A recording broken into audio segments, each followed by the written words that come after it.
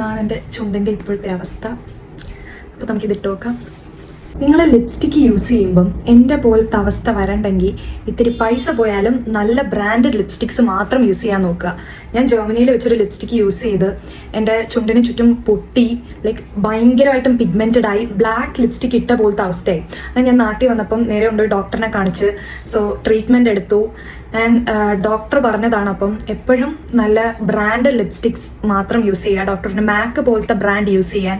അങ്ങനെ ഞാൻ നേരെ വീട്ടിൽ വന്നിട്ട് കുറച്ച് റിസർച്ചൊക്കെ നടത്തി. എനിക്ക് മാക്കിനെക്കാട്ടിലും കുറച്ചുകൂടി ബെറ്റർ ആയിട്ട് തോന്നിയത് ക്ലിനിക്കാണ്. അങ്ങനെ ഞാൻ ക്ലിനിക്കിൻ്റെ ഒരു ലിപ്സ്റ്റിക്ക് ഓർഡർ ചെയ്തു. അതാണ് ഈ ഒരു ലിപ്സ്റ്റിക്ക്. ഞാൻ പൊട്ടിച്ച് നോക്കിയില്ല. ഞാൻ ഓൺലൈനായിട്ട് ഓർഡർ ചെയ്തുകൊണ്ട് ഷെയ്ഡ് കറക്റ്റ് ആകുമോ എന്നറിയില്ല. നല്ല കാണാനൊക്കെ കൊള്ളാം. ഇതാണ് ആ ഒരു ഷെയ്ഡ്. ലൈക്ക് ഫോണിൽ കാണുന്നതിനെക്കാട്ടിലും കുറച്ചുകൂടി ഡാർക്കാണ് ഷെയ്ഡ്. ഇട്ട് നോക്കാം ചേരുവെന്ന്. ഞാനിപ്പോൾ ഇട്ടിരിക്കുന്നത് മാമാത്തിൻ്റെ ഒരു ലിപ്സ്റ്റിക്കാണ്. ഇതാണ് എൻ്റെ ചുണ്ടിൻ്റെ ഇപ്പോഴത്തെ അവസ്ഥ. അപ്പോൾ നമുക്കിതിട്ട് നോക്കാം. കൊള്ളാം. ഇതാണ് ആ ഒരു ഷെയ്ഡ്. കൊള്ളാം, എനിക്ക് ഇഷ്ടപ്പെട്ടു.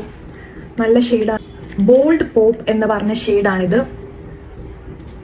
കൊള്ളാം. ലൈക്ക് എൻ്റെ ഒരു പിഗ്മെൻറ്റേഷൻ നല്ലോണം ഇത് കവർ ചെയ്യുന്നുണ്ട്. ഇനി ട്രാൻസ്ഫർ പ്രൂഫ് അല്ല, എനിക്ക് ട്രാൻസ്ഫർ ചെയ്യാത്ത ലിപ്സ്റ്റിക്സ് യൂസ് ചെയ്യുന്നതിനോട് താല്പര്യമില്ല.